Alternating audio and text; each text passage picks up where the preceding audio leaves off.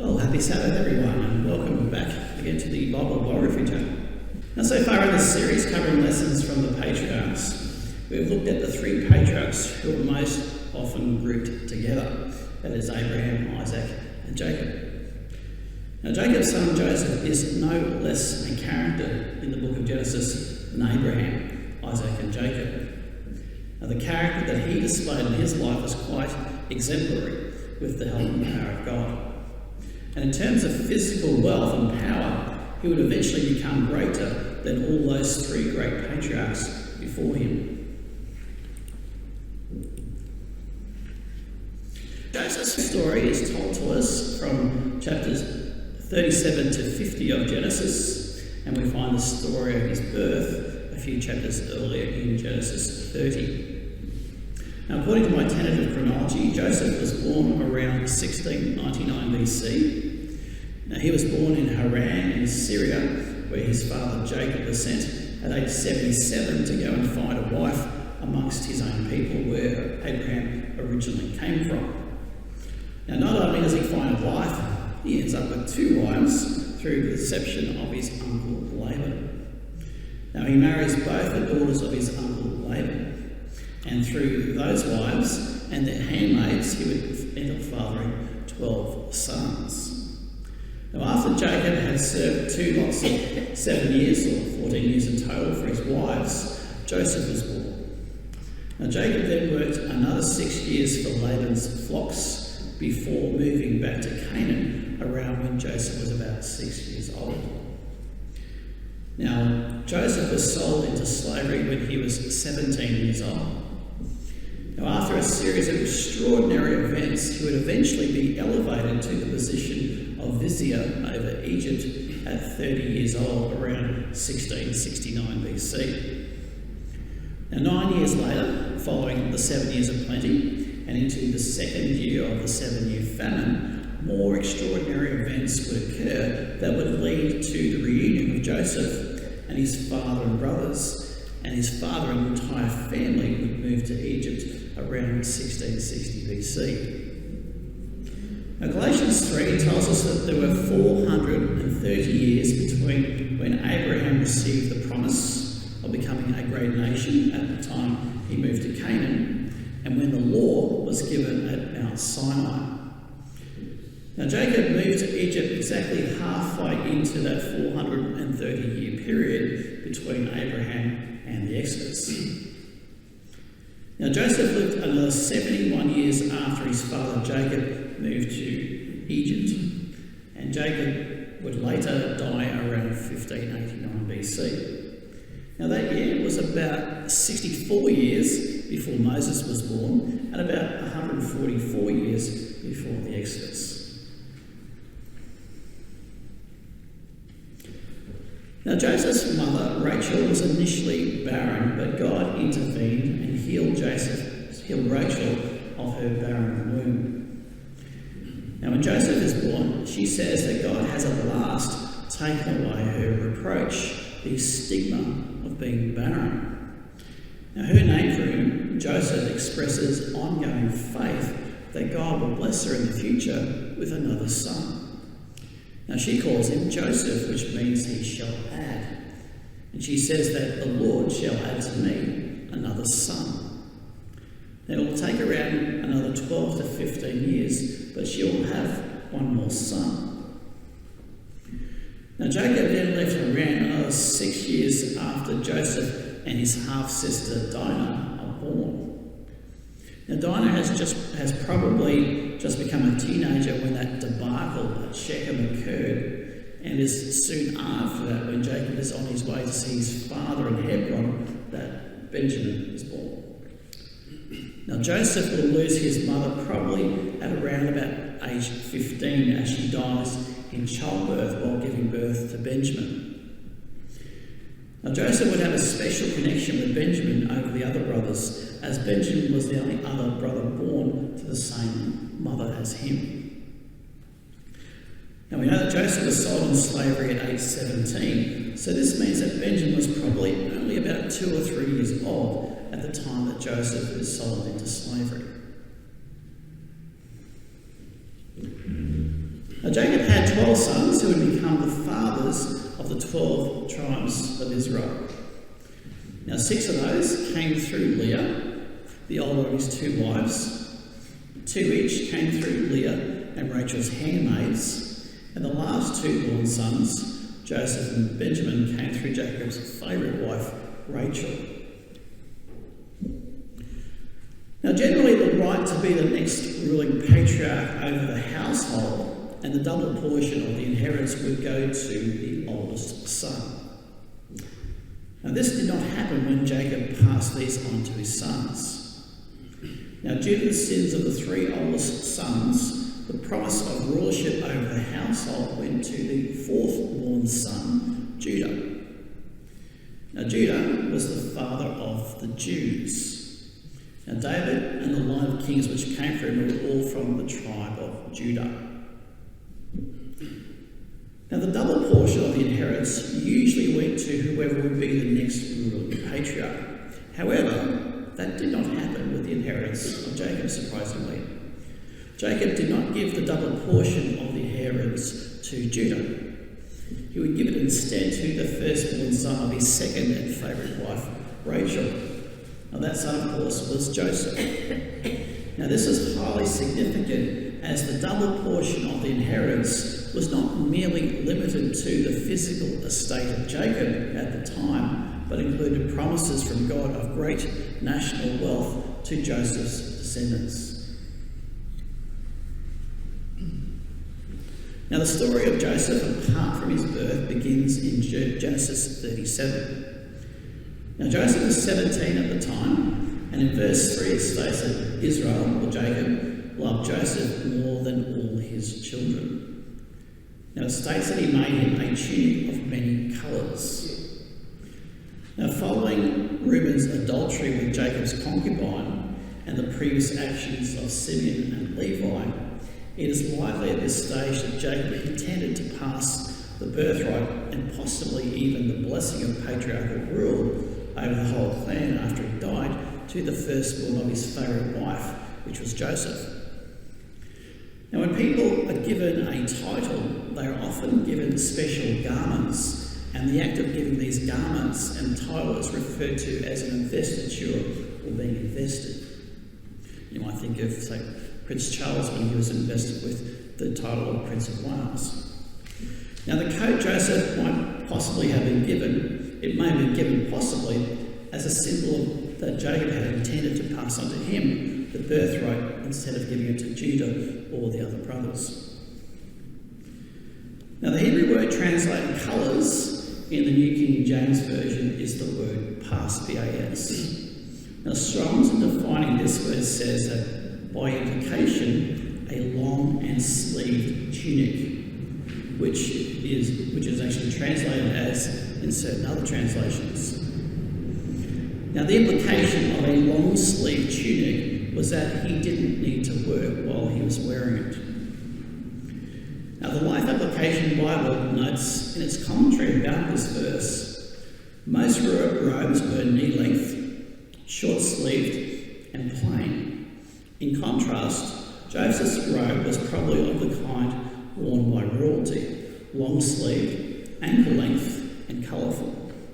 The robe became a symbol of Jacob's favouritism toward Joseph, and it aggravated the already strained relations between Joseph and his brothers in the home. Now, this special treatment that Jacob gives to Joseph over his brothers went over like a lead balloon with his brothers, who begin to hate and envy him even more. Now, in part 2, we'll look at evidence that leads towards the possibility that a palace and statue found at Tel El Daba in the Nile Delta may actually be that of Joseph. Now, the traces of colour that they found on the statue there indicates the colours of the multi-striped coat of the dignitary whose statue that was red, blue and gold. Now, these 3 colours, red, blue and gold, just happen to also be the same colours of today's British royal throne.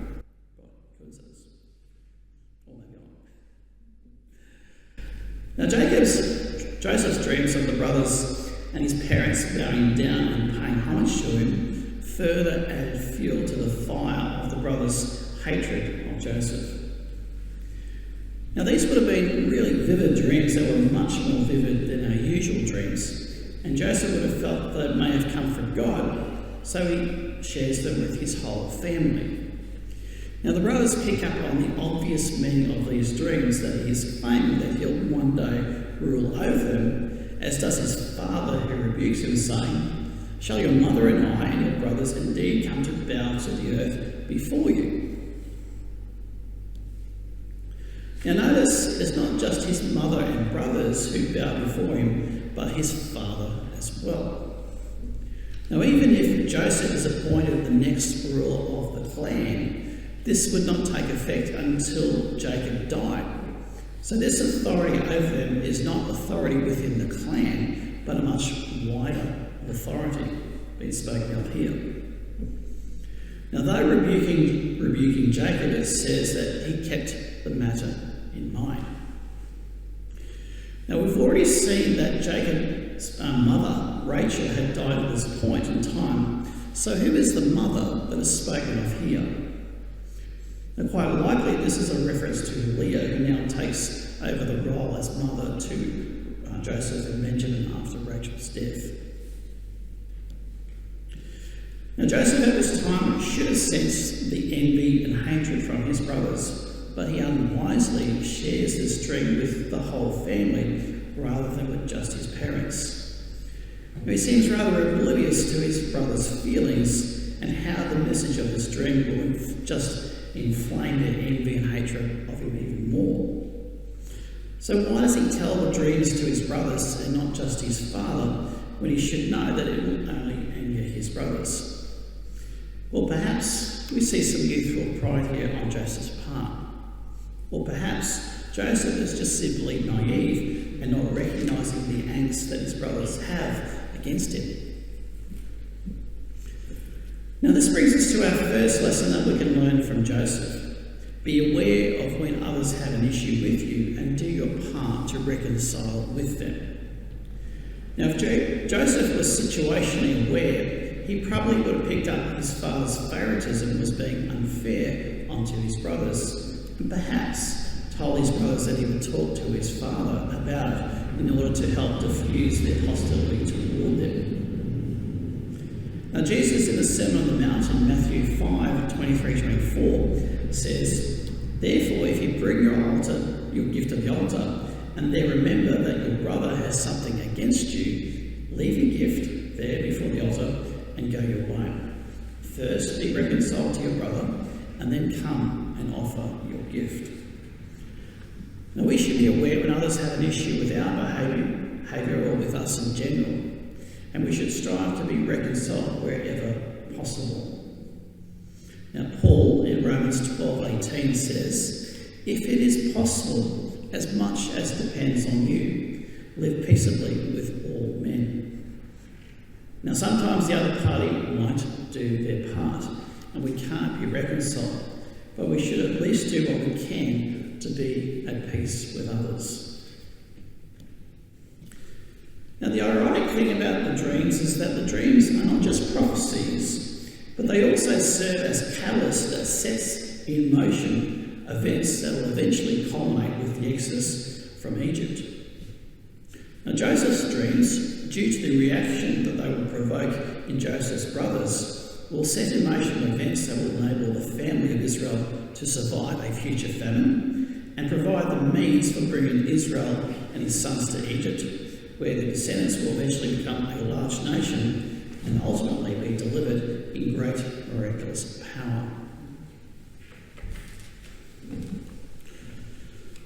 Now, at this point in the story of Joseph, Jacob has been spending much of his time in Hebron, where his elderly and blind father Isaac is. But he still has flocks up in Shechem, where he sends a number of his sons to tend. Now, Jacob wants to know how the sons are going up in Shechem, and so he sends Joseph up to Shechem to bring back word. Now, previously, Joseph has given a bad report of the sons of Jacob's concubines. Now, the sons have gone further north from Shechem up to the town of Dothan. Now you can see here a picture of Tel Dothan overlooking the valley of Dothan. Now the other biblical claim to fame of this particular location in Israel is that this is where Elisha was when he and his servants were given that vision of angels on chariots of fire. Now the sons then conspire to kill him. Now Reuben was okay with the part about casting him into a pit or well, hoping to go back and to rescue him later. Now Reuben probably feels a lot of guilt for the hurt that he's caused his father with his sexual relationship with Bilhah, and doesn't want to add to that. Now the brothers then cast him into a pit, and as the brothers were eating, Judah, after seeing a caravan of traders heading to Egypt, pipes up and says, "Why kill him? Let's make a bit of money and sell him as a slave to the traders." So they do a deal and they sell him for 20 shekels.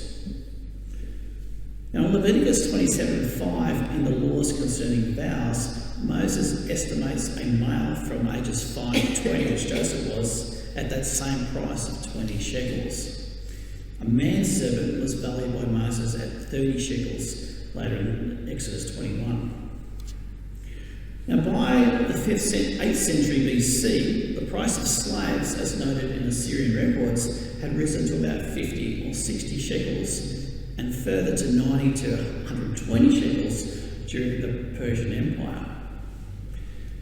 Now if the story of Joseph had been dreamed up by Jewish scribes after the Jews were taken to Babylon in the 6th century BC, as some skeptics have suggested, why isn't the price in Genesis for Joseph around 90 shekels? Now this argues that the story of Joseph is a real story and not just a fictional one.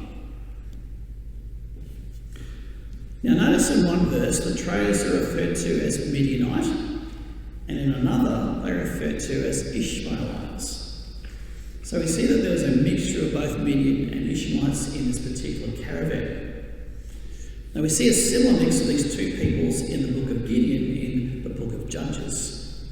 And the Midianites were also mixed in considerably with the Moabites, as seen in the story of the women that Balak sent into the camp of Israel to seduce the males before the Israelites crossed over to the Jordan.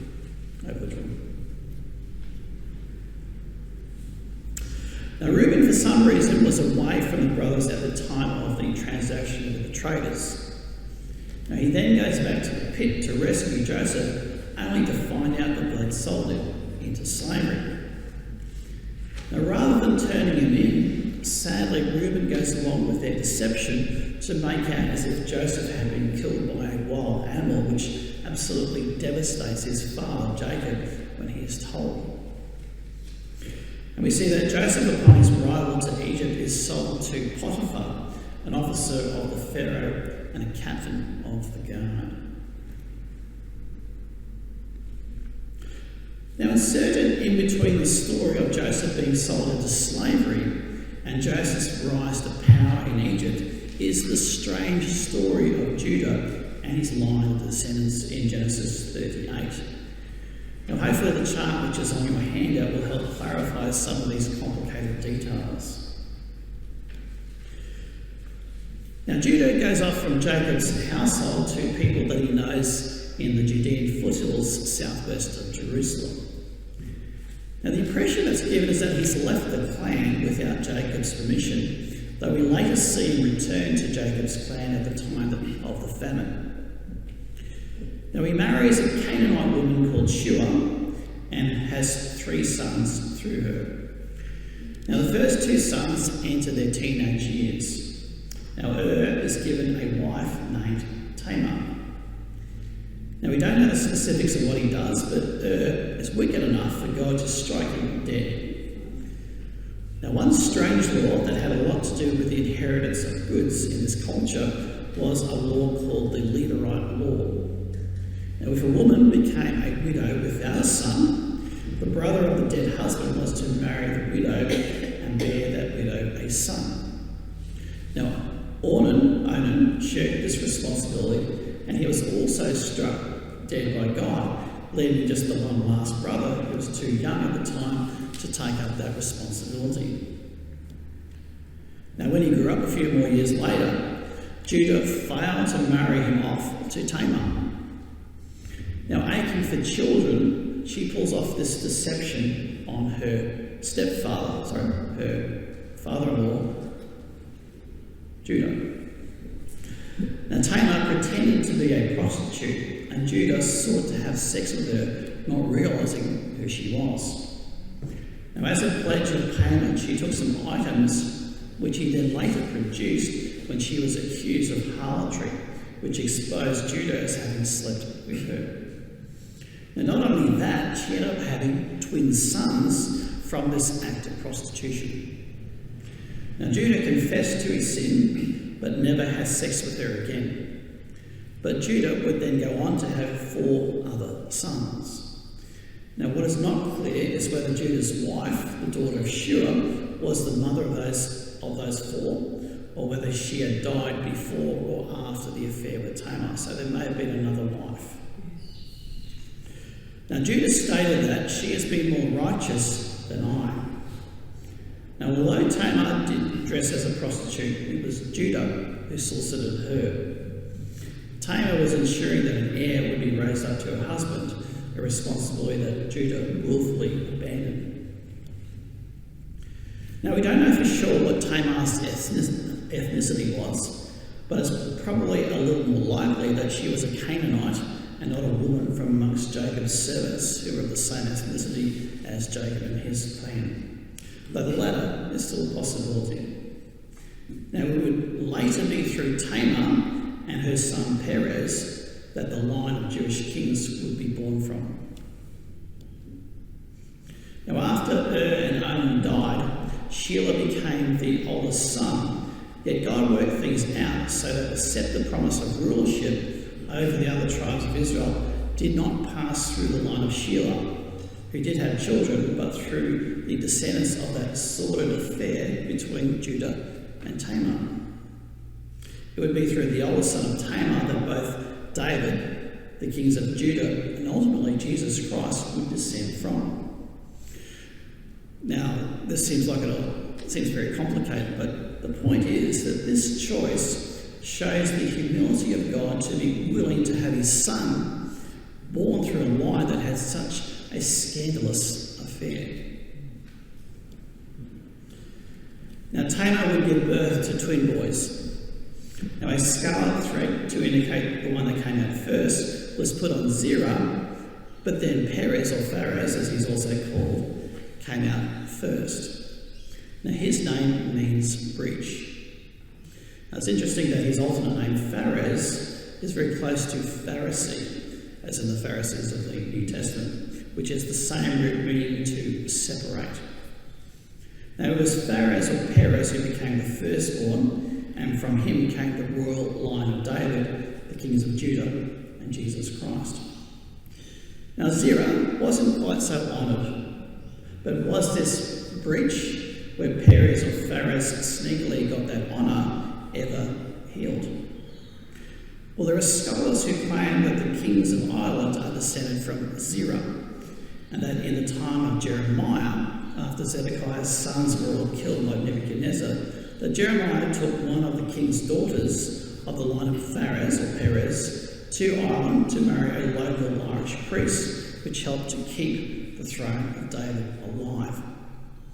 Now, such a union would have brought the two lines of Phares and Zerah together at the royal level.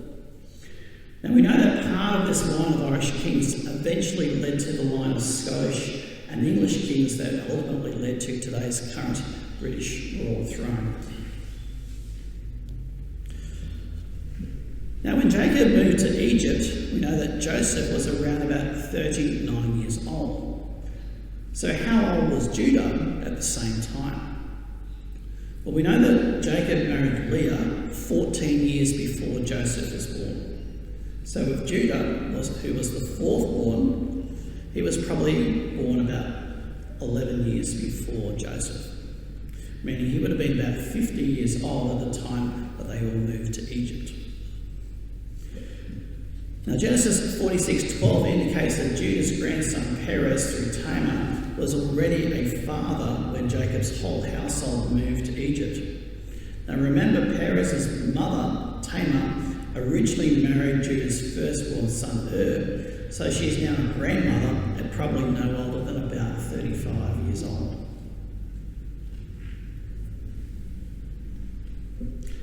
Now we next pick up the story of Joseph in Genesis 39, where we read the following. Now Joseph had been taken down to Egypt, and Potiphar, an officer of Pharaoh, captain of the guard, an Egyptian, brought him from the Ishmaelites who had taken him down there. The Lord was with Joseph, and he was a successful man, and he was in the house of his master, the Egyptian. And his master saw that the Lord was with him, and that the Lord made all he did to prosper in his hand. So Joseph found favour in his sight and served him. Then he made him overseer of his house and all that he had put under his authority. So it was from the time that he had made him overseer of his house and all he had that the Lord blessed the Egyptian's house for Joseph's sake. And the blessing of the Lord was on all that he had in the house and in the field. Thus he left all that he had in Joseph's hand, and he did not know what he had except for the bread which he ate. So we see here that the man who ends up buying Joseph is Potiphar, an officer and captain of the guard, a high official in Pharaoh's court. We see that God blessed whatever Joseph did. Now no doubt Joseph worked diligently, and God saw that and blessed the results of whatever he put his hand to. Now, as part of the wages for their job, certain Egyptian court officials were given land from the Pharaoh to derive an income from. And the more that the land produced, the more wealth that this official gained. And it is likely that Joseph started off working in the fields. Now, Joseph may have learnt a few agricultural tricks from amongst the servants who worked with his father before he went into slavery, and perhaps he offered to try out some of those in Potiphar's field, and God greatly blessed that part of the harvest. Now before Joseph's slavery, his father Jacob would have ensured that Joseph was well educated. Now that may have included learning how to read and write, and basic business principles to assist in the family business. Now the discovery of such skills may have also prompted Potiphar to have him serve inside his house. Now given the positive relationship that he's developed with Potiphar, you wonder if Joseph ever tried to get a message to his father that he's still alive and in Egypt. Now Joseph must have demonstrated great trustworthiness in all his tasks for Potiphar to trust him as overseer of his house. And God continued to bless Potiphar for Joseph's sake. Now remember, Joseph has been unfairly sold off as a slave, but he didn't sulk and play the victim. Amazingly, Joseph didn't grumble about the terrible turn of events which had separated him from his family, but he applied himself diligently as he could to his duties, having faith that God would turn things around for him when the time was right. Now this brings us to the second lesson that we can learn from Joseph's life. Have a positive, strong work ethic, even in the worst of working situations like Joseph. Now we might complain about our work environment, but at least we are free, unlike Joseph. Now Joseph gave his all in good service, and God blessed him as he put his heart into serving his master. Now two people can go through the same trials of life, yet one can be much more positive and joyful than the other based on their attitude and reaction to those difficulties of life. Now Joseph kept close to God and strived to be a good ambassador of God's way, even in the worst of circumstances. Now maybe it was Joseph's example that inspired Solomon to write in Proverbs 22:29. Do you see a man who excels in his work? He will stand before kings. He will not stand before unknown men. Now, if we show ourselves trustworthy in the way that we do our duties, those over us will be more inclined to trust us with more. Now Joseph has probably been with Potiphar for close to 10 years at this stage, that he has made overseer over Potiphar's household. Now just when things are going well for Joseph, things then take a sudden turn for the worst with what happens next. Now starting in verse 6 of Genesis 39 we read, "Now Joseph was handsome in form and appearance, and it came to pass after these things that his master's wife cast longing eyes on Joseph, and she said, 'Lie with me.' But he refused and said to his master's wife, 'Look, my master does not know what is with me in the house, and he's committed all that he has to my hand. There is no one greater in this house than I, nor has he kept back anything from me but you, because you are his wife. How then can I do this great wickedness and sin against God?'" Now Joseph is a good-looking guy, and Potiphar's wife, not caring about any loyalty to her husband, begins to lust for him sexually and then straight up asks him to have sex with her. Now Joseph, probably out of loyalty to his master, as well as fear of him if he weakened to such a temptation and was found out, resists the temptation. Now he probably hopes that she is reminded of her need for loyalty to her, as he speaks of it not being his place to do any such thing with her. Now Joseph doesn't treat this sin as a small thing, but as a great wickedness. And when we are tempted, we have to be careful that we don't treat those sins as light matters. Now Joseph labels the act of adultery she is proposing as a sin against God, not just an act between two consenting adults, and not just cheating on her husband. Now in Romans 5 verse 13, the Apostle Paul said, "Sin is not imputed when there is no law." So, if adultery was a sin, then obviously God had a law against adultery at this time, long before the Ten Commandments were given to Moses. Now in Genesis 26:5 we also read how God says about Abraham, "Abraham obeyed my voice and kept my charge, my commandments, my statutes, and my laws." Now it's a biblical myth to say that the laws and statutes of God didn't exist until God gave them at Mount Sinai. Now additional statutes and laws may have been given at Mount Sinai, but the Ten Commandments and many other laws existed long before the laws and statutes were codified at Mount Sinai. Now Potiphar's wife doesn't respond to the hint that he gives to her, and she continues to hit on Joseph. So it was, as she spoke to Joseph day by day, that he did not heed her to lie with her or to be with her. But it happened about this time when Joseph went into the house to do his work, and none of the men of the house were inside, that she caught him by his garment and said, "Lie with me." But he left his garment in her hand and fled and ran outside. And so it was when he saw that he had left his garment in her hand and fled outside, that she called to the men of the house and spoke to them, saying, "See, he has brought into us a Hebrew to mock us. He came in to lie with me," and I cried out with a loud voice. I don't know. Now, though it would cost him dearly in the short term, Joseph stayed loyal to God and his laws and steadfastly resisted the sexual temptations of Potiphar's wife. And it got to the point where he literally had to flee from her to avoid her advances. Now this brings us to lesson 3 that we can learn from the life of Joseph. Flee sexual immorality like Joseph did when tempted by Potiphar's wife. Now James 4:7 says, "Resist the devil and he will flee from you." Now that works well for almost all temptations except one, sexual temptation. And we read in Proverbs 5:8 what we should do regarding the adulterous woman. "Keep your path far from her and do not go near the door of her house." And of course, Paul tells us in 1 Corinthians 6:18 to flee sexual immorality. Or, to put it in modern terminology, Run, Forrest, run! I love that picture.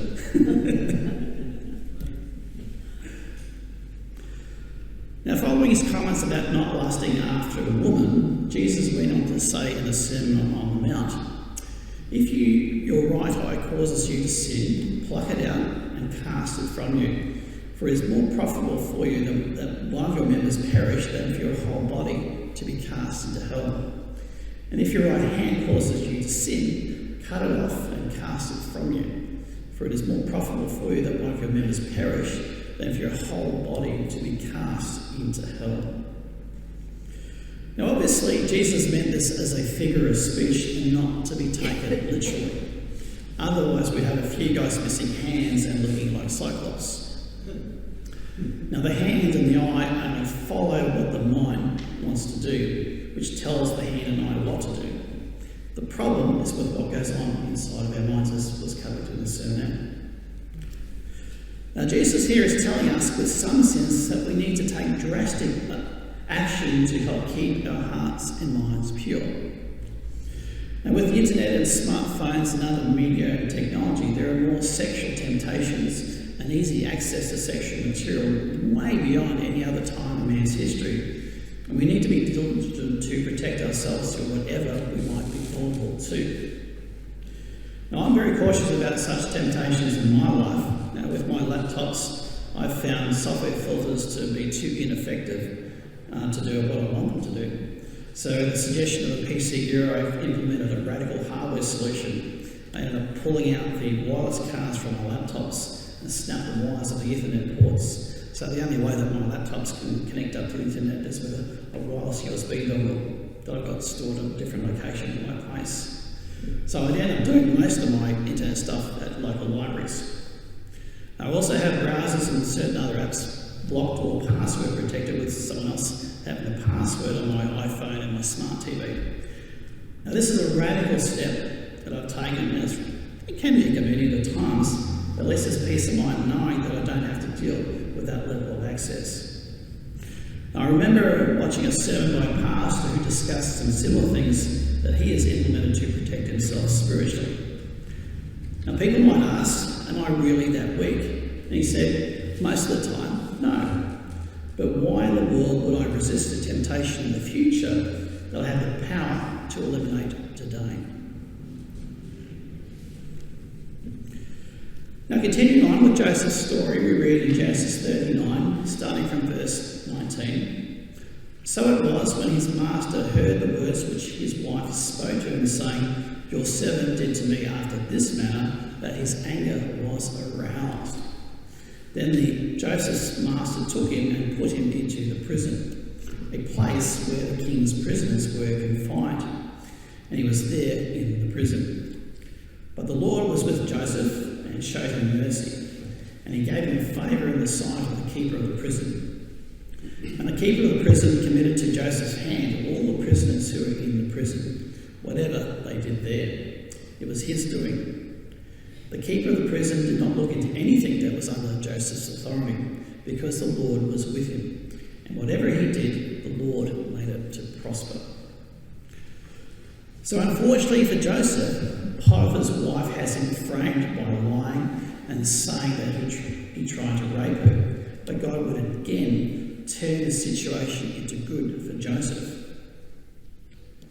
Now we get the impression from his anger being aroused that Potiphar believed his wife over believing Joseph. However, the punishment is perhaps a mild one if we look at it. Such an offence could have potentially resulted in his death, yet he is only imprisoned. Now, it would have hurt Potiphar to have lost such a valuable servant as Joseph. Now, he may or may not have suspected his wife was lying, though he would have felt that he could not have sided with her against Joseph if it was her word against his. Now, some of you may have seen the excellent Time Life Bible movie on Joseph. Now, Joseph was played in that movie by Aussie actor Paul Mercurio who starred in the movie Strictly Ballroom. And Potiphar was played by legendary actor Ben Kingsley. Now, in the movie, Potiphar does suspect his wife and believes that Joseph is telling the truth, but without any additional evidence, he is forced to side with her and banish poor old Joseph. Now we get the sense that the prisoners had tasks that were given to them in prison, and like he did with Potiphar, he did whatever he was assigned to in such a trustworthy and positive way that God granted him favour in the warden's sight that Joseph ended up managing the other prisoners. Now continuing on in chapter 40 we read, "And it came to pass after these things that the butcher and the baker of the king of Egypt offended their lord, the king of Egypt. And Pharaoh was angry with the two officers, the chief butler and the chief baker. So he put them in custody in the house of the captain of the guard in the prison, the place where Joseph was confined. Then the butler and the baker of the king of Egypt, who were confined in the prison, had a dream, both of them. Each man's dream of one night, and each man's dream with its own interpretation. So he asked Pharaoh's officers who were with him in the custody of his lord's house, saying, 'Why do you look sad today?' And they said to him, 'We each have had a dream, and there is no interpreter of it.' So Joseph said to them, 'Do not interpretations belong to God? Tell them to me, please.' Then the chief butler told him his dream to Joseph and said to him, 'Behold, in my dream was a vine before me, and in the vine were 3 branches. It was as though it budded and its blossoms shot forth, and its clusters brought forth ripe grapes. Then Pharaoh's cup was in my hand, and I took the grapes and pressed them into Pharaoh's cup, and placed the cup into Pharaoh's hand.' And Joseph said to him, 'This is the interpretation of it. The 3 branches are 3 days. Now within 3 days, Pharaoh will lift up your head and restore you to your place, and you will put Pharaoh's cup in his hand according to the former manner when you are his butler. But remember me when it is well with you, and please show kindness to me. Make mention of me to Pharaoh, and get me out of this house. For indeed I was stolen away from the land of the Hebrews, and also I have done nothing here that they should put me into this dungeon.' Now when the baker saw that the interpretation was good, he said to Joseph, 'I also was in my dream, and there were 3 white baskets on my head. In the uppermost basket were all kinds of baked goods for Pharaoh, and the birds ate them out of the basket on my head.' So Joseph answered and said, 'This is the interpretation of it. 3 baskets are 3 days. Within 3 days, Pharaoh will lift off your head from you and hang you on a tree, and the birds will eat the flesh from you.' Now it came to pass on the 3rd day, which was Pharaoh's birthday, that he made a feast for all his servants, and he lifted up the head of the chief butler and of the chief baker among his servants. Then he restored the chief butler to his butlership again, and he placed the cup in Pharaoh's hand. But he hanged the chief baker, as Joseph had interpreted to them. Yet the chief butler did not remember Joseph, but forgot him." So we see here God begins to intervene in Joseph's situation by giving prophetic dreams to these 2 servants of Pharaoh that had been recently imprisoned after offending the Pharaoh. Now Joseph shows concern for them and asks why do they look sad following their dreams. And it seems that straight after they tell him their dreams that he's got an answer from God to tell them. Now we're not told exactly how God conveyed the interpretations to Joseph. Or maybe he silently prayed to God and then audibly in his mind got an answer from God. Now Joseph may have had hope that God was finally beginning to act to get him out of prison after the butler was restored, as Joseph had predicted. But to his disappointment, he would linger in prison for another 2 years. Now there's one point that I'd like to draw out as part of the story. Now in Genesis 40 verse 8, when Joseph is encouraging the prisoners to share their dreams with him, he says, "Do not interpretations belong to God?" Now when he later interprets Pharaoh's dream, notice what he says to Pharaoh. So Joseph answered Pharaoh saying, "It is not in me. God will give Pharaoh an answer of peace. And Joseph said to Pharaoh, the dreams of Pharaoh are one and the same. God has shown Pharaoh what he is about to do. Now notice here in both cases, Elohim or God is given the credit about these interpretations from Joseph. Joseph never takes the credit for these interpretations, but gives that credit to God. Now this brings us to the fourth lesson that we can learn from Joseph's life. Give the credit to God for the opportunities, knowledge and help that he gives to you to succeed in life like Joseph did. So that brings us to the end of part one of lessons from Joseph. Now next time, in part two, we will look at the stunning rise to power of Joseph from prisoner to vizier over Egypt, which leads to a remarkable reunion with the rest of his family and their eventual move to Egypt. Now, in addition to three other key lessons that we can learn from his life, I'll also cover some of the remarkable archaeological evidence of the Israelites in Egypt and what is very likely to be evidence of Joseph himself. So thanks for your attention. I look forward to covering the rest of the story of Joseph with you when I'm back up here next time, which I believe will be August 20.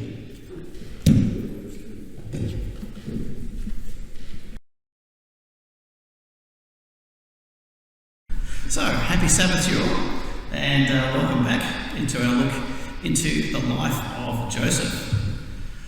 Now in part one, we looked at the life of Joseph and explored his birth, the death of his mother when he was a teenager. We saw how the favouritism of his father Jacob led to his brothers hating him so much, they ended up selling him into slavery, where he ended up in Egypt at age 17. Now he worked well and became Potiphar's chief steward. And then after resisting the sexual advances of Potiphar's wife, she falsely accused him of rape, where he was then thrown into prison. Now Joseph then interpreted the dreams of two of Pharaoh's servants who were also cast into prison. We saw that one was restored to his old position and the other loses his life as predicted by Joseph. Now after that, Joseph continues to languish in prison, which is where we left the story of Joseph at the end of part one. Now we pick up the story of Joseph now in chapter 41 of the book of Genesis, where we read, "Then it came to pass at the end of 2 full years that Pharaoh had a dream." Now just when Joseph thought he might get a chance to get out of prison with the help of the butler who was restored to his position, as predicted by Joseph, he was forgotten by the butler, and there he sat in prison for another 2 full years before God chose to intervene. Now later in the same chapter, it states that Joseph was 30 years old when he stood before Pharaoh. Now the age of 30 years is a significant age, marking a certain level of maturity, and it was the minimum age for Levites to begin their service in the tabernacle, not to mention the age of Jesus Christ when he began his ministry. Now as I noted when I covered lessons from Jacob, Joseph's grandfather Isaac died a year earlier when Joseph was 29 years old. Now God begins to intervene by giving the Pharaoh 2 very powerful and vivid dreams. Now in his first dream, there came up out of the river 7 cows, fine looking and fat, and they fed in the meadow. Then behold, 7 other cows came up after them out of the river, ugly and gaunt, and stood by the other cows on the bank of the river. And the ugly and gaunt cows ate up the 7 fine looking and fat cows. Now in Pharaoh's second dream, 7 heads of grain came up on one stalk, plump and good. Then behold, 7 thin heads, blighted by the east wind, sprang up after them. And the 7 thin heads devoured the 7 plump and full heads. Now it came to pass in the morning that his spirit was troubled, and he sent and called for all the magicians of Egypt and all its wise men. And Pharaoh told them his dreams, but there was no one who could interpret them for Pharaoh. Now, dreams were very important in the ancient world, as seen in this papyrus here called the Book of Dreams that dates to the Middle Kingdom period in Egypt. Now, pharaohs had magicians on hand to interpret these dreams. Now, Pharaoh told his magicians the dreams, but none of them could give him a satisfactory interpretation of those dreams. Now, at least the magicians were told what the dreams were like, unlike those in Nebuchadnezzar's court when he dreamt of a great image representing the 4 Gentile kingdoms from Babylon to Rome. Now, Pharaoh is troubled by these dreams and he can't get a satisfactory explanation. And finally, the butler pipes up and remembers Joseph. He speaks up and says to Pharaoh, "There was a young Hebrew man with us there, a servant of the captain of the guard, and we told him and he interpreted our dreams. And it came to pass just as he interpreted for us, so it happened." And then Sarah sends and called for Joseph, and they brought him quickly out of the dungeon, and he shaved and changed his clothing and came to Pharaoh. Now, one interesting detail in this verse is the bit about Joseph being shaved. And we've got examples of ancient shavers found in Egypt. Now, Egyptian pharaohs were all clean shaven without facial hair, unlike the emperors of Assyria and Babylon, who were always depicted with long beards. Now, the only beard that pharaohs wore was an actual clip-on, thin metal beard called a postiche, which they would usually wear with this striped headcloth that was called a nebis. Now, in addition to the pharaohs, the Egyptian priests were not only clean-shaven, but shaved their entire bodies. And then Joseph said to Pharaoh, "The dreams of Pharaoh are one. God has shown Pharaoh what he is about to do. The 7 good cows are 7 years, and the 7 thin and ugly cows which came up after them are 7 years of famine.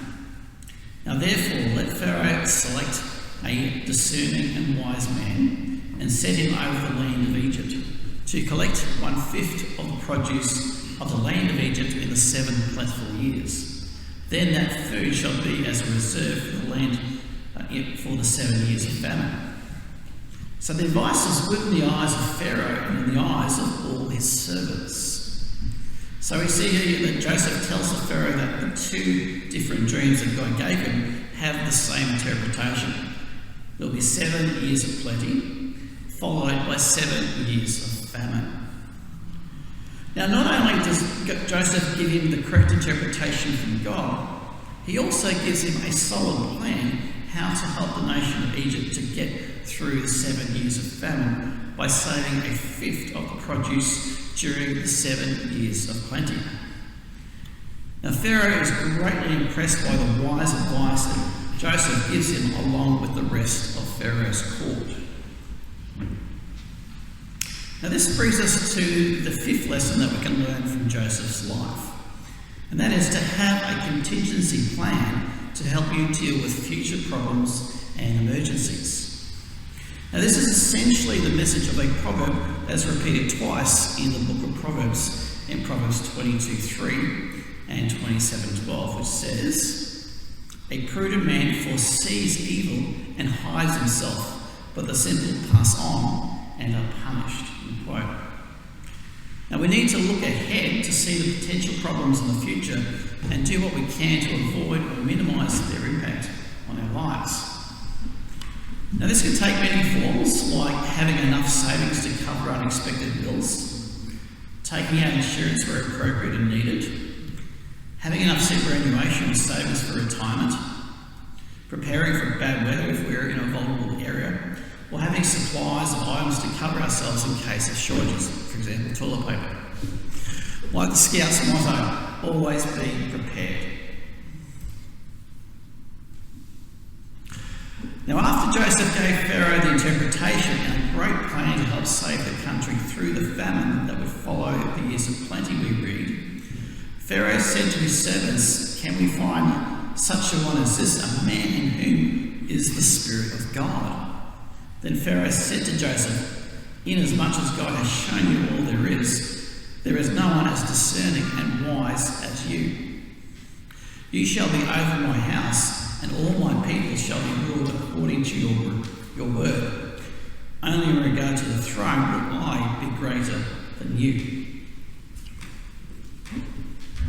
Then Pharaoh took his signet ring off his hand and put it onto Joseph's hand, and he clothed him in garments of fine linen and put a gold chain around his neck. Now, Egyptian records show that when viziers were invested with power, they were given a signet ring, fine linen, and a gold chain.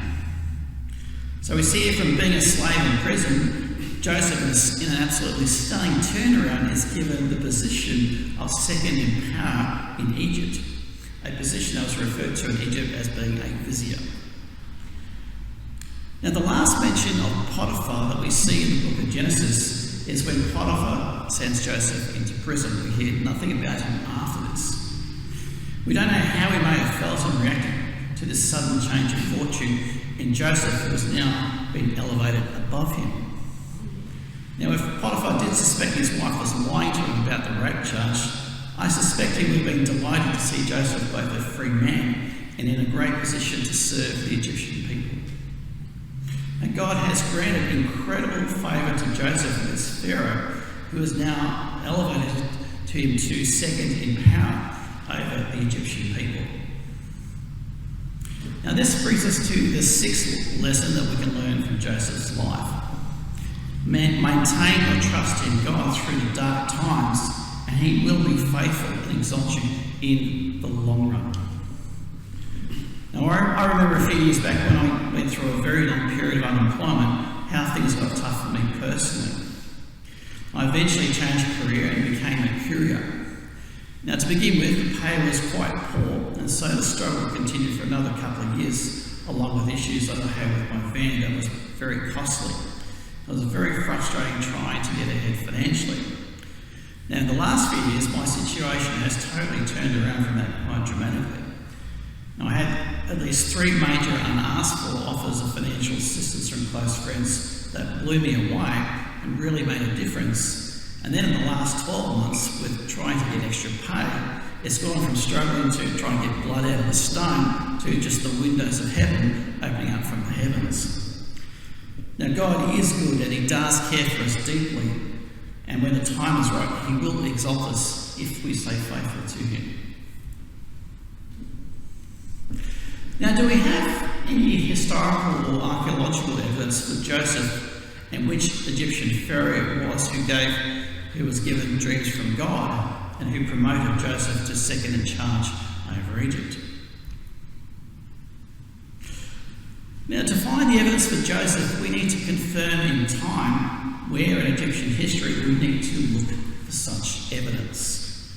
I'm only going to briefly touch on the dating issues, which I covered in much more detail in part 1 of Lessons from Moses.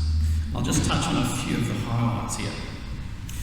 Now, the true biblical date for the Exodus is around 1450 BC, some 480 years before Solomon's work on the temple. However, some liberal Christian scholars argue that it occurred 200 years later, around 1250 BC, when Ramses the Great ruled. However, that would give far too short a period for the time of the judges. Now, on the standard timeline of Egypt, 1450 BC falls during the time of the 18th dynasty of Egypt. Now, the time in the ancient world when dynasties 18 and 19, when Ramses the Great ruled, is referred to by archaeologists as the Late Bronze Age. Now, the main reason for why there is so much scepticism in the academic world about the Exodus and the conquest of Palestine by the Israelites is that there is a complete lack of evidence for these events during the Late Bronze Age. Now, prior to the Late Bronze Age came the period known as the Middle Bronze Age, and there have been calls in recent decades for Egypt's timeline to be moved forward, from some scholars advocating that the Exodus date of around 1450 BC was at the end of Egypt's Middle Kingdom during the Middle Bronze Age. Now, in a nutshell, the 2 big problems that archaeologists have with believing the Bible's account of the Exodus, using either of those two dates put forward in the 18th or 19th dynasties, are 1. Both of the 18th and 19th dynasties are very well documented, and there is not a single hint of a great catastrophe impacting Egypt at either time. And 2, most of the cities that the Bible tells us were conquered by the Israelites were not occupied during the late Bronze Age, such as Jericho. Now, one major piece of evidence putting the Exodus earlier in Egypt's timeline during the Middle Bronze Age is that we have a record from the end of the Middle Kingdom during Egypt's 13th dynasty that is eerily similar to the plagues of Egypt recorded in the book of Exodus. Now, Egypt's 18th and 19th dynasties were periods of great expansion and incredible prosperity for Egypt, the complete opposite of the state of Egypt after the plagues that God struck Egypt with. However, we know that there was a collapse of civilization in Egypt during the 13th dynasty when Egypt was and it was later invaded by foreigners called the Hyksos, who took advantage of their weakened state. Now, this earlier time is a far better fit in Egypt for the Exodus than the late Bronze Age. Now, the situation is much the same in Palestine when we compare the archaeology of the Middle Bronze Age against that of the late Bronze Age. Now, in this chart here that created by John Gibson, an article he put into the SIS review, he created this chart to compare the finds for both the Middle and Bronze Age that we find in the cities that Joshua conquered in Palestine. Now, for the Middle Bronze Age, there is excellent agreement for all the sites noted as being conquered by Joshua, with most having high walls and being conquered during the Middle Bronze Age. Now, for the corresponding time of the Late Bronze Age, Jericho has got no Late Bronze Age cities, and most of the cities noted as being conquered by Joshua have little or no remains in the Late Bronze Age.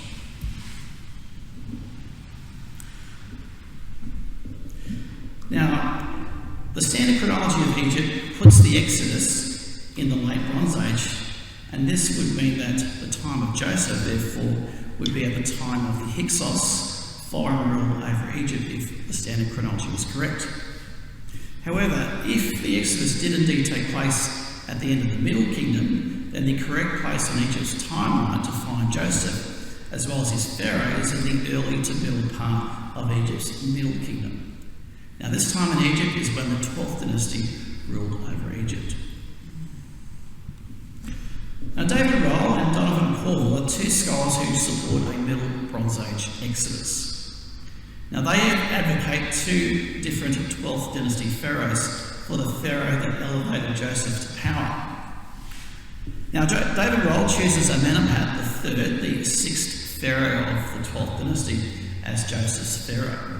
Now, he's the rather miserable looking guy on the right hand side here. Now, Donovan Corwell chooses the much happier looking chap on the left, Sesostris I, as Joseph's pharaoh. Now, Sesostris I was an earlier pharaoh. He was the second pharaoh in that dynasty. Now, Corwell sees a number of lines of evidence supporting a significant overlap between dynasties 12 and 13, hence why he chooses a much earlier pharaoh for Joseph's pharaoh.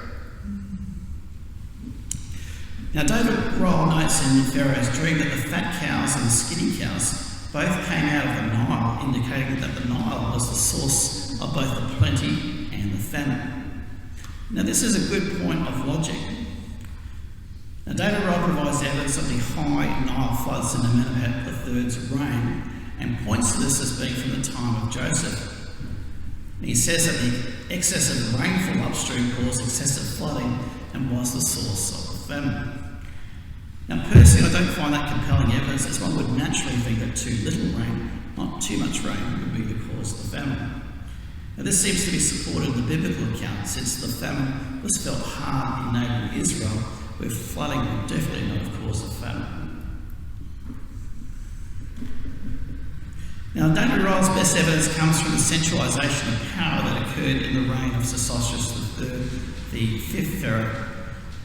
Now, Sesostris III was the pharaoh just before David Roth's candidate, Amenhotep III. Now, if his candidate was Joseph's pharaoh, and if this centralisation occurred during Sesostris III's reign, then the main transfer of land from the regional monarchs occurred under the previous pharaoh and was not due to the policy of sending the land for food during the time of Joseph's famine. Now, the other possibilities are that Sesostris III was Joseph's pharaoh, or some centralisation may have begun with Joseph's pharaoh and later been further tightened with by other pharaohs such as Sesostris III. Now, this one here, Sesostris III, had a reputation as a cruel tyrant. Now, this reputation makes him a better candidate for being a pharaoh of Israel's later oppression, rather than a pharaoh who was so complimentary and generous toward a Hebrew slave like Joseph. Now, as you can see from this statue of Amenhotep III, he's a rather miserable-looking pharaoh.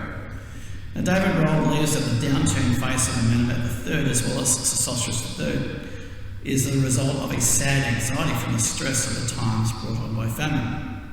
Now, regardless of whether that's true or not, I think I'll just start calling it Pharaoh Grumpy Cat. Now, Donovan Corwell believes that the second pharaoh of the 12th dynasty, Sesostris I, was Joseph's pharaoh, and that the 12th and 13th dynasties were mostly parallel, except for at the end of the 12th dynasty when two dynasty 13 rulers ruled over Egypt after the end of the 12th dynasty. Now, Corwell, in his book The Exodus Problem and Its Ramifications, writes that in the royal tomb of Ra-Ab, who was the 13th king, near the middle of the 13th dynasty were found canopic jars sealed with the impression reading Ra-en-Mut, which is a name that's recognised as an alternate for Amenhotep III, who ruled during the 12th dynasty. So this is good evidence that the two dynasties overlap for a considerable period of time.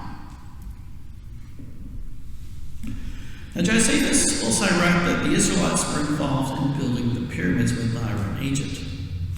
Now, the lesser pyramids of the Middle Kingdom were the only pyramids built with mud brick and straw, the same materials noted in the Bible that were being used by the Israelites for building during their slavery.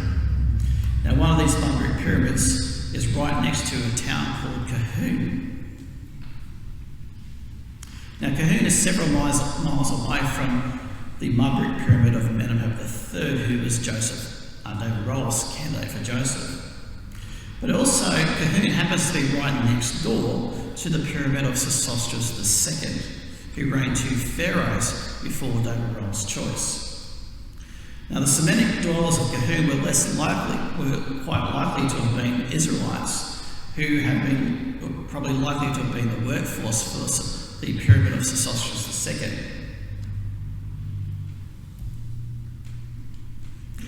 Now, Sesostris I, just going on his appearance, looks like a much happier chap. The sort of nice guy who looks more likely to have shown favour and appreciation to Joseph. Now, based on the various evidence that David Corwell has presented, I believe that he is the most likely pharaoh to have been Joseph's pharaoh. Now, in Genesis 41:50, we read that Joseph married Asenath, the daughter of Potipharah, who was the priest of On. Now, at On, today there is an obelisk known as the Pillar of On, which was built by Sesostris I. Now, On means the city of the sun, which is why the Greeks later called it Heliopolis, and Jeremiah 43:13 referred to it as Beth Shemesh, the same name as the city in Israel where the ark eventually was brought back after the Philistines took it. Now, On is very close to Egypt's capital, Cairo, and it was the capital during the Middle Kingdom, so this is another piece of good evidence supporting the Middle Kingdom as the time of Joseph, rather than the Hyksos period where the standard chronology puts it. Now, Joseph was given a new name by the Pharaoh, Zaphnath-Paneah. Now, this title means the salvation or abundance of the life or living. Now, the Pharaoh is deeply grateful for his role as a saviour of the people, even at the start of the 14 years of plenty followed by famine. Now, this high title, meaning salvation or saviour of the living, is actually one one of the many amazing titles of the vizier of Sesostris I that we've seen with evidence for was Joseph's Pharaoh. Now, Sesostris I had a powerful vizier by the name of Meteorite. Now, he held titles that, according to Breasted, read like the declaration of the king's powers, which is similar to the extraordinary titles that Joseph's Pharaoh bestowed upon him. Now, there are two particular titles shown here that are especially interesting. One is Overseer of the Double Greenery and the Giver of Goods, Sustaining Alive the People. Now, that sustaining alive the people sounds very much like the meaning of Zaphnath Paneah that we just looked at. Now, on the right-hand side there, you can see a statue that's in the Louvre in Paris today of Meteorite that's been decapitated. Now, this destruction is quite easily understandable in the light of the hatred of the Israelites that was fostered by the pharaohs that ruled after Joseph. Now, during the 7 years of plenty, Joseph's wife Asenath bears Joseph 2 sons. Now, the firstborn son he calls Manasseh, which means forget, because God has helped him to forget all the bad times he's experienced in Egypt, and also how his brothers treated him.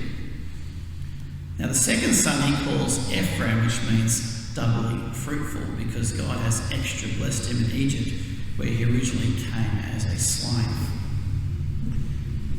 Now, when I spoke about lessons from Jacob, we looked at some of the evidence that points to the descendants of Joseph becoming the British and American peoples. Now, up until recently, these peoples were overwhelmingly Caucasian in appearance.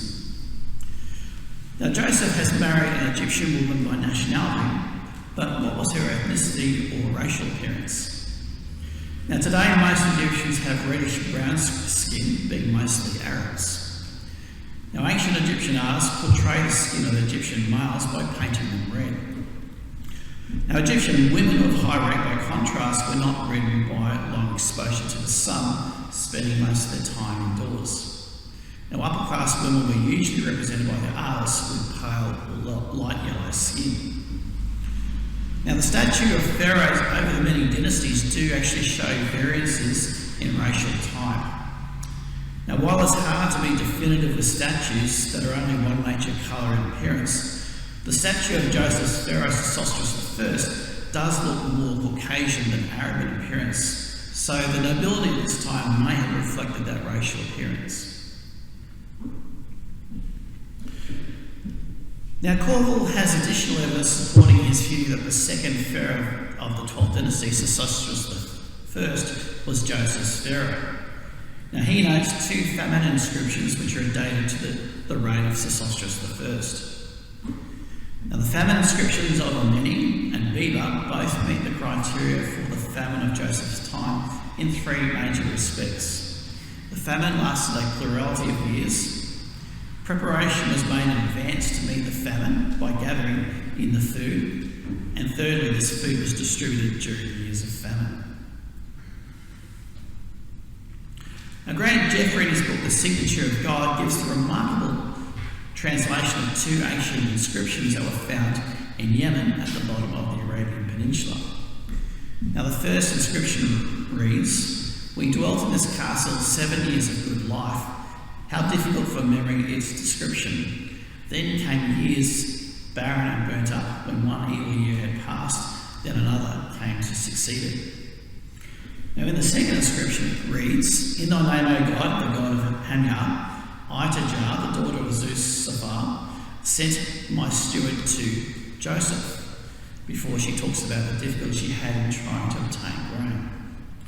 Now, Joseph had to be careful of selling the grain reserves of Egypt for gold and silver to everyone because of the danger that the grain would run out. Now, when the famine was at its peak, grain was much more valuable than gold or money. Now, this brings us back to the story of Joseph and his family, who now have to find a way to get through the 7 years of famine. Now, we pick up the story again in Genesis 42, which I'm going to paraphrase here.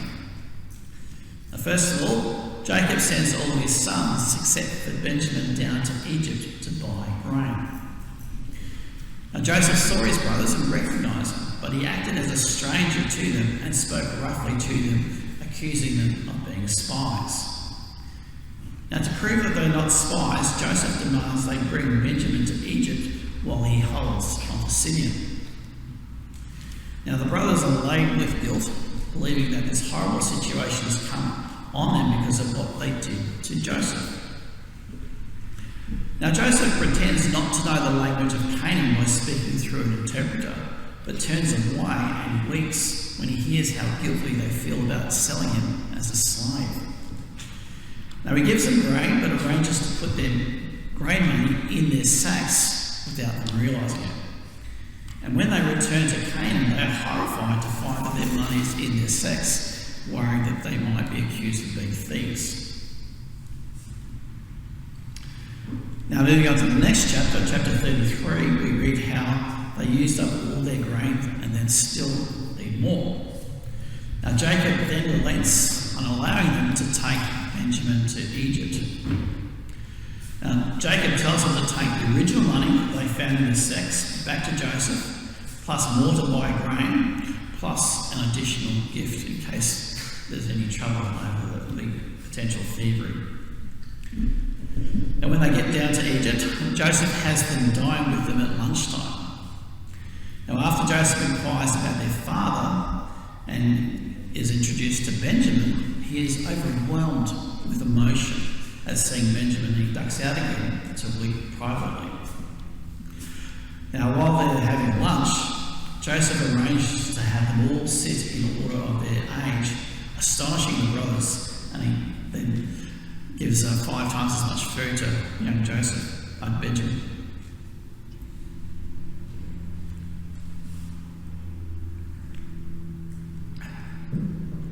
Now in the next chapter, chapter 44, we read that Joseph sells them more grain, and then he tests the brothers one more time by arranging to have a cup placed in Benjamin's sack.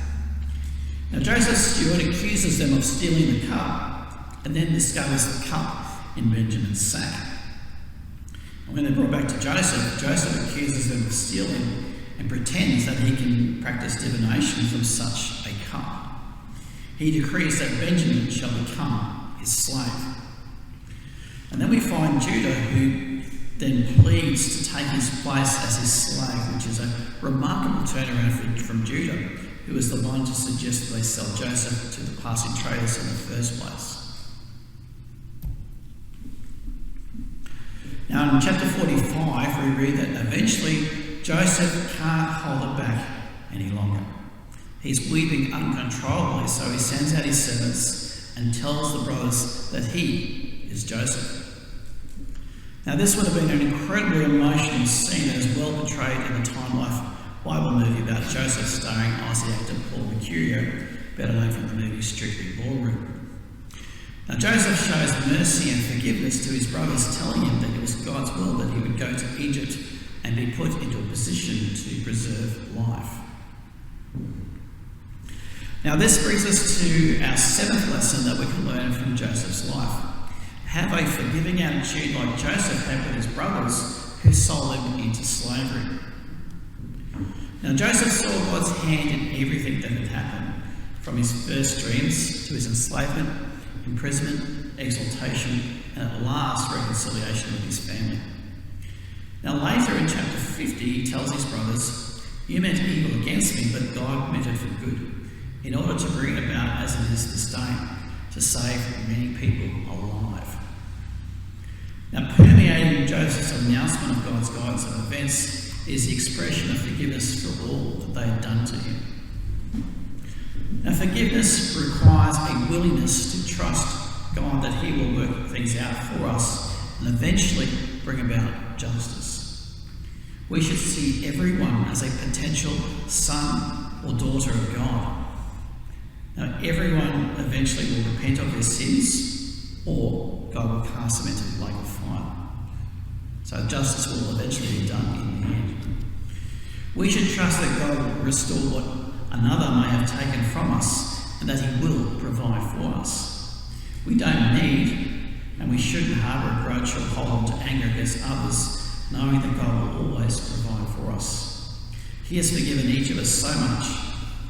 Now, if we sense that we are holding on to a grudge, we should remember Jesus' stern words to us that God will not forgive us if we do not forgive others.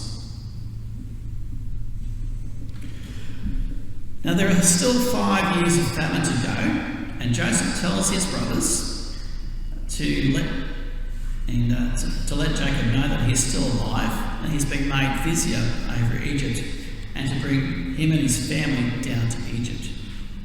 Joseph now sends a message by his brothers to his father to tell him that he's alive and well. Now, we're into the 2nd year of the famine, and this is now 9 years since he was elevated by the Pharaoh to second in charge over Egypt. Now, while he was a slave, he wouldn't have been able to get a message to his father. Yet when he is free during the 7 years of plenty and has the means to get a message to his father, so why didn't he ever get a message to his father? Now, in a 1993 Bible Review article called Why Joseph Didn't Call Home, Arnold Aegis gives what I believe is the most logical answer for why he didn't send a message earlier. He writes, "Perhaps Joseph's silence over the years can be explained on the basis of political expediency, as suggested by the medieval exegete Avenel. As Pharaoh's second in command, Joseph had to be extremely circumspect in terms of his attachments and relationships. He was, after all, a foreigner, a non-Egyptian. There could be no suspicion regarding his absolute loyalty to the Egyptian crown." End of quote. Now, we don't know for sure where Jacob is when he gets the news about Joseph, though it's more likely that he is in Hebron rather than Shechem. Now, it says his heart stood still because he did not believe him when he was given the unbelievable news that Joseph is both alive and vizier over Egypt. He then sees the many casks of goods sent up with the brothers, which convinces him that the news is actually true. Now, when he gets to Beersheba, he makes a sacrifice, and there God encourages him in a dream to continue on and go down to Egypt. Now, in Genesis 46:26, we are told that the 11 sons of Jacob and their children numbered 66. Now, in the next verse, we're told that all the persons of the house of Jacob who went to Egypt were 70. Now, the additional 4 people, apart from the 66 just mentioned, were Jacob, Joseph, and his 2 sons. Now, in the Greek version of the scriptures, the Septuagint, 75 is the number mentioned in verse 27, not 75. And this number of 75 is also quoted by Stephen in his famous sermon in Acts 7. Now, some commentators believe this number of 75 is the 66 mentioned previously, plus 9 living wives of the sons of Jacob. Now, remember in the story of Abraham where it said that there are over 300 men born in his household when he decides to go and rescue Lot. Now, there was a large entourage of servants, perhaps even more than 1,000. Now, we get the impression that the women, who were mostly of the same race as Jacob's sons, were off limits, at least for Isaac and Jacob, as their fathers saw wives for them back in Haran. So, where and how did Joseph's brothers get their wives? Now, they're just about all married by the time they all go down to Egypt. And it's likely that Jacob relaxed any restrictions that may have been in place previously to marry amongst the servants of the household. Now, the last time that we read about Jacob's only daughter Dinah is the debacle that occurred at Shechem after Simeon and Levi killed her husband. Now, we don't know if she ever remarried. Now, if she did marry and had children, is there perhaps some sort of lost 13th tribe of Dinah out there somewhere?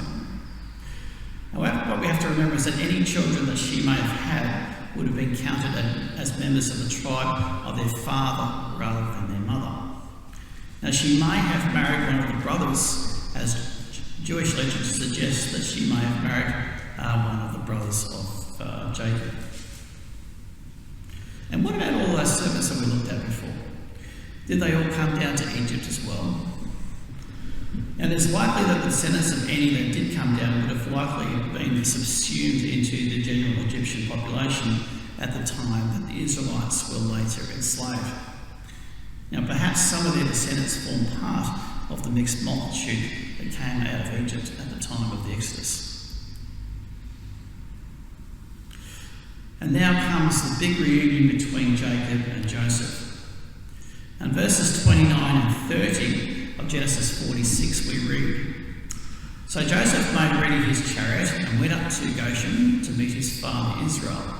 And he presented himself to him and fell on his neck and wept on his neck a good while.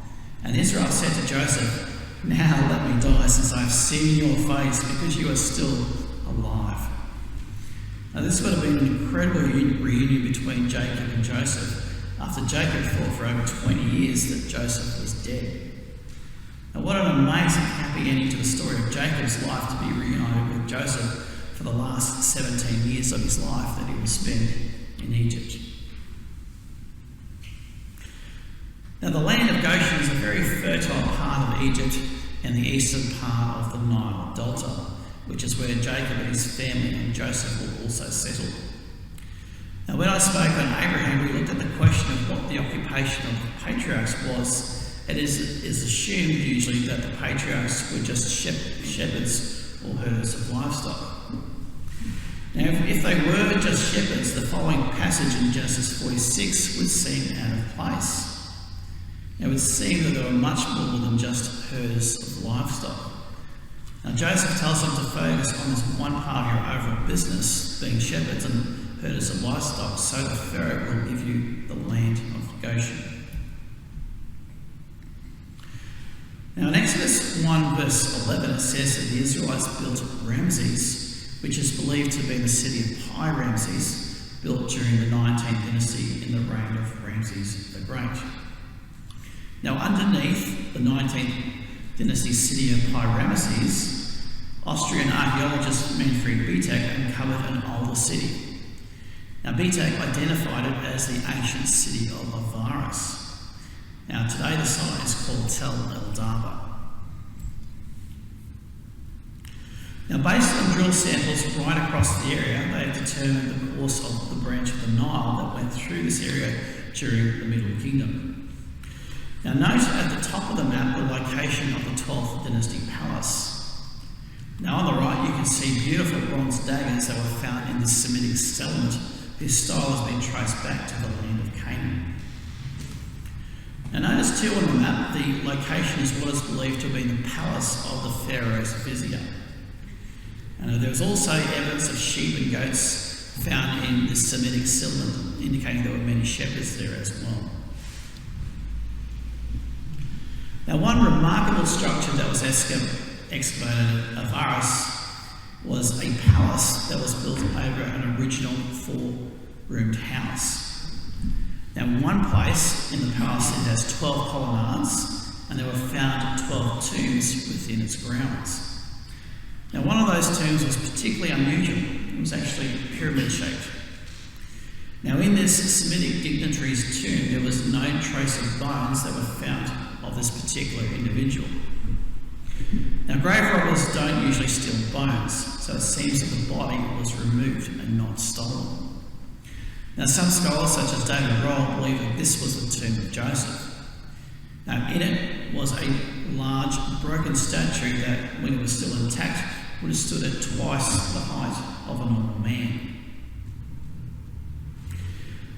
Now the statue was that of a Semitic man with red hair, and traces of paint show that he had a coat that was red, blue and gold. Now those three colours also dominated the interior of the vizier's palace. Now the face of the statue is defaced, but based on what was found in the middle picture shows what it may have originally looked like. Now this is a short video that was produced by the Austrian University team excavating at Avaris, which I'm just going to quickly play for you now.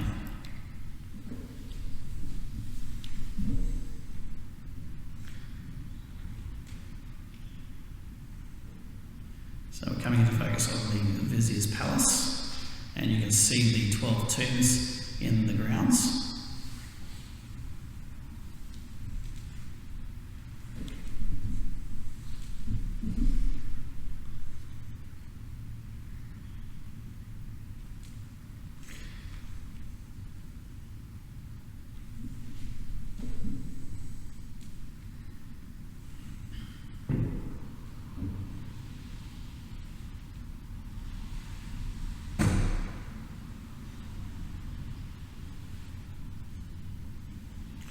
And you can see the 12 colonnades in the courtyard here.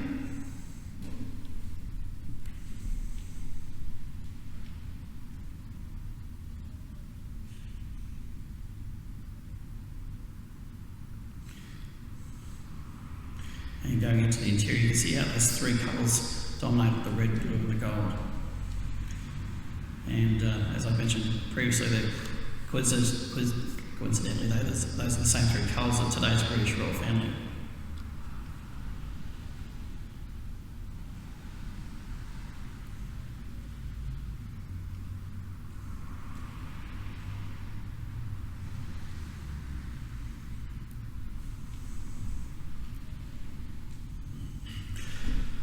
Now, during the Middle Kingdom period, when Israel was in Egypt, inscriptions with a script called the Proto-Sinaitic script have been found there, and also in the Sinai and in the land of Canaan.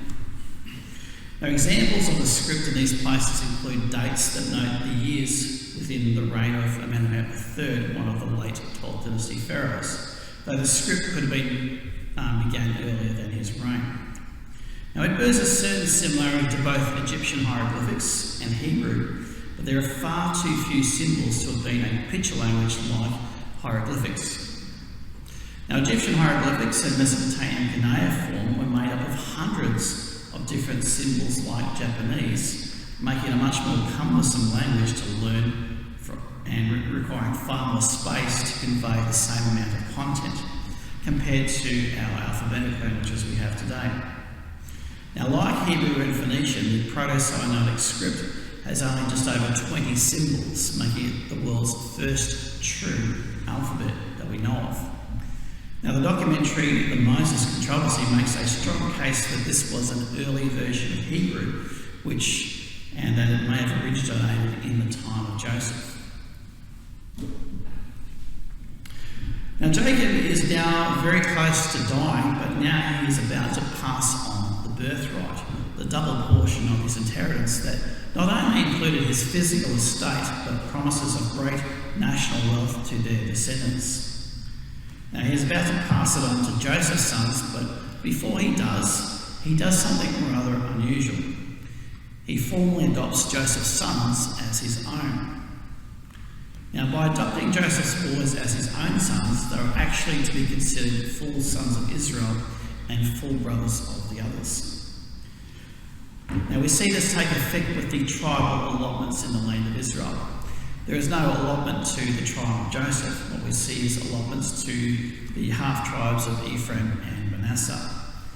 And they effectively become the 12th and the 13th tribes of Israel. Now, the number 13 is very much connected with the tribe of Manasseh, who we in the Church of God believe to have become the great nation of the United States. Now, Gordon Tucker, in a Bible Review article from June 1994, entitled Jacob's Terrible Burden, offers one intriguing possibility for why Jacob adopted Joseph's sons. Now, if you recall, when Jacob was fleeing from Laban, that his wife Rachel stole Laban's household gods, and Joseph didn't realise that Rachel had stolen them. Now, in Genesis 31:32, Jacob makes a rash vow, and he says to Laban, "With ever whom you find your gods, do not let him live." Now, this rash vow would have haunted him later when Rachel surrendered the idols to him at Shechem. Now, soon after that, we find that Rachel dies in childbirth. Now, with that vow in mind, Jacob may have been haunted by guilt, thinking that his vow cost Rachel his life. Now, the guilt might explain his neurotic favouritism and protection of Joseph and Benjamin. Now, Tucker comments that the adoption of Ephraim and Manasseh, even if it did not literally give Rachel more children, at least gave Jacob 2 more children from her, posthumously giving Rachel the additional children she never had. End of quote. Now, Albert Barnes in his commentary states, the right of primogeniture has been forfeited by Reuben.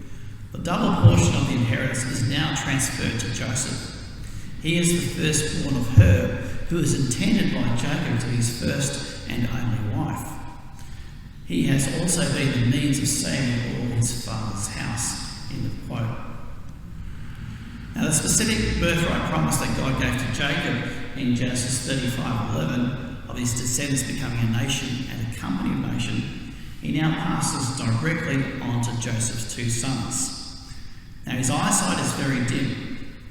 Now, Joseph directs his oldest son, Manasseh, next to Jacob's right hand to be given the greater blessing, but Jacob, under God's inspiration, crosses his arms to give the younger son, Ephraim, the greater blessing. Now, Jacob, in blessing the sons of Joseph in Genesis 48:19, says that one son, Manasseh, would become a great nation, and his other son, Ephraim, would become a multitude, or we could say a commonwealth of nations. Now, before the Assyrian captivity, the tribe of Joseph's son Ephraim was never a multitude of nations. It was originally a tribe within the united nation of Israel, and then the northern kingdom of Israel after Solomon. So this can only be a prophecy for after the northern kingdom went into captivity at the hands of the Assyrians.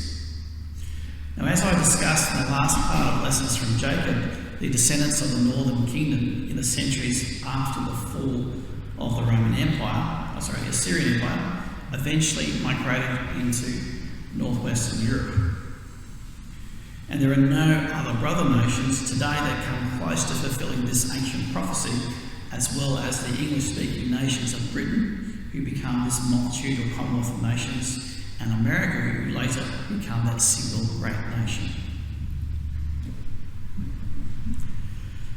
Now, the patriarch Jacob, before he died, gave a series of prophecies in Genesis 49 about the descendants of each of his 12 sons, and what shall befall them in the last days, which most likely refers to the time leading up to the second coming of Christ.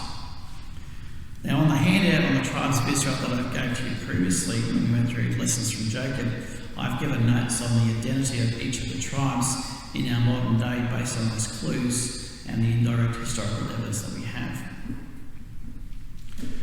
Now, while Joseph inherited the birthright, Judah received the blessing of the patriarchal rule, or the scepter promise, as noted in verse 10. Now, Joseph had his own patriarchal household, and Judah would have been the next patriarch that ruled over the other brothers after Jacob died. Now, from his tribe would come the kings that ruled over Israel. Now, it says that he shall have a scepter up until Shiloh comes. Now, Shiloh means tranquility, but in reference to a person, it is interpreted as a peaceful one or a peacemaker. Now, most people recognise this as a prophecy of Messiah, though Shiloh is also a variation of the name Solomon, which means peace. Now, Jacob eventually dies about 17 years after moving his family to Egypt, when Joseph is about 56 years old at the time that his father dies. Now, Joseph and his brothers took him up to Hebron to be buried in a cave that Abraham bought as a burial place. Now, during the 12th dynasty in the Middle Kingdom, a long 200-mile canal was built parallel with the Nile River that greatly increased the amount of land able to be cultivated, as well as siphoning off excess floodwaters. Now, while not called this in ancient times, Arabs today refer to it as the Bar Yusuf, which in English means the Canal of Joseph.